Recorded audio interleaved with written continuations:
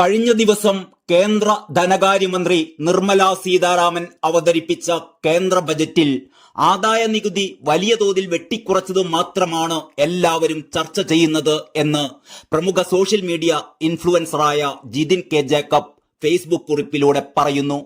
കേന്ദ്ര സർക്കാരിന്റെ മികച്ച ധനകാര്യ മാനേജ്മെന്റിനെ കുറിച്ചും ഇന്ത്യയുടെ സാമ്പത്തിക രംഗത്തിന്റെ ശക്തമായ സ്ഥിതിയെക്കുറിച്ചും ബജറ്റ് രേഖകളിൽ നിന്ന് നമുക്ക് വായിച്ചെടുക്കാൻ കഴിയുമെന്നാണ് ജിതിൻ ജേക്കബ് ഓർമ്മപ്പെടുത്തുന്നത്.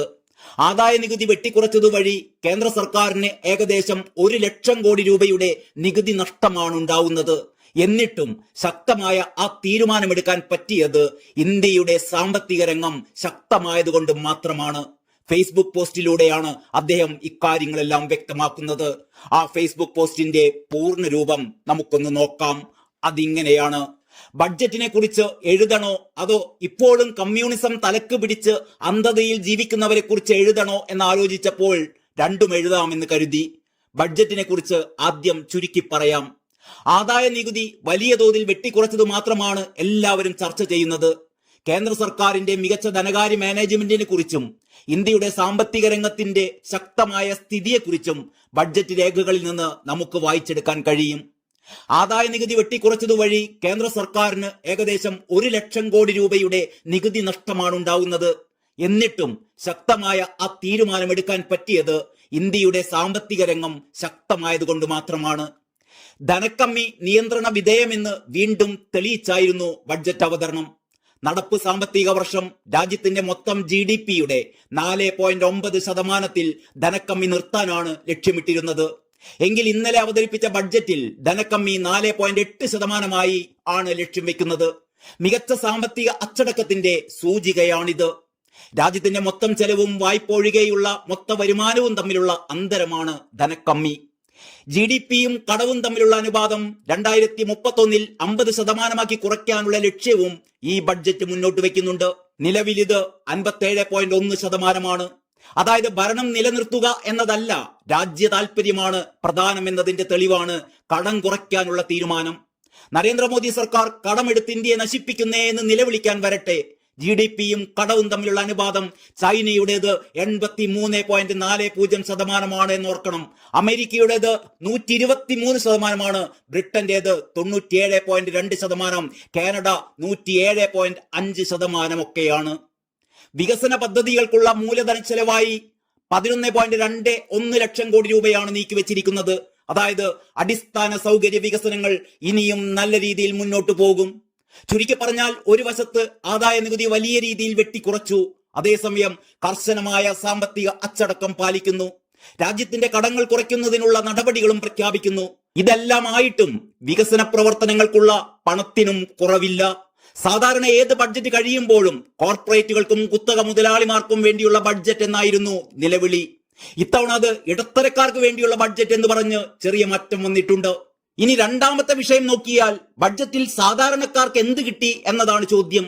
ഇതൊരു മൈൻഡ് സെറ്റ് ആണ്. കമ്മ്യൂണിസം എന്ന പ്രാകൃത ചിന്ത തലയിൽ അടിഞ്ഞുകൂടിയതിന്റെ ബാക്കി പത്രം. ഇവർ സ്വപ്നം കാണുന്നത് ബഡ്ജറ്റ് തുക മുഴുവനും എടുത്ത് ഇന്ത്യയിലെ 140 കോടി ജനങ്ങൾക്കും തുല്യമായി വീതിച്ചു കൊടുക്കുന്നതിനെ കുറിച്ചാണ്. പണമില്ലെങ്കിൽ കമ്മട്ടം എടുത്ത് ആവശ്യത്തിന് അടിച്ചാൽ പോരെ എന്ന് ചോദിക്കുന്ന ഒരു വിഡ്ഢിയാണ് ഇവരുടെ താത്വിക ആചാര്യൻ. വെറുതെ നികുതി പണമെടുത്ത് വീതിച്ചു കൊടുക്കുന്ന ഉട്ടോപ്യൻ രാജ്യമോ സമ്പദ് വ്യവസ്ഥയോ അല്ല ഇന്ത്യയുടേത് എന്നോർക്കണം. അത് ഇവരുടെ തലച്ചോറിലല്ലാതെ ലോകത്തൊരിടത്തുമില്ലതാനും. കേന്ദ്ര സർക്കാർ വിവിധ പദ്ധതികളിലൂടെയാണ് ജനങ്ങൾക്ക് സാമൂഹിക സുരക്ഷ ഒരുക്കുന്നതും തൊഴിലവസരങ്ങൾ സൃഷ്ടിക്കുന്നതും. അതെന്തൊക്കെയുണ്ട് എന്ന് കണ്ടെത്തി അത് ഉപയോഗപ്പെടുത്തുകയാണ് വേണ്ടത്. Ayushman Bharat, NREGA, PM Kisan, PMJJBY, PMSBY, Atal pension, PM Shram Yojana പോലെയുള്ള സാമൂഹിക സുരക്ഷാ പദ്ധതികൾ കേന്ദ്ര സർക്കാർ നൽകുന്നുണ്ട്. തൊഴിലില്ലാത്തവർക്ക് സ്വയം തൊഴിൽ ചെയ്യാൻ എത്രയോ പദ്ധതികൾ ഇന്ത്യയിലുണ്ട്. MSME സെക്ടറിലൊക്കെ ഒട്ടനവധി കേന്ദ്ര പദ്ധതികളുണ്ട്. ഒരു സെക്യൂരിറ്റിയും ഇല്ലാതെ കൊടുക്കുന്ന PM മുദ്ര ലോൺ വഴി ഇതുവരെ 43 കോടി ലോണുകളാണ് കൊടുത്തത്.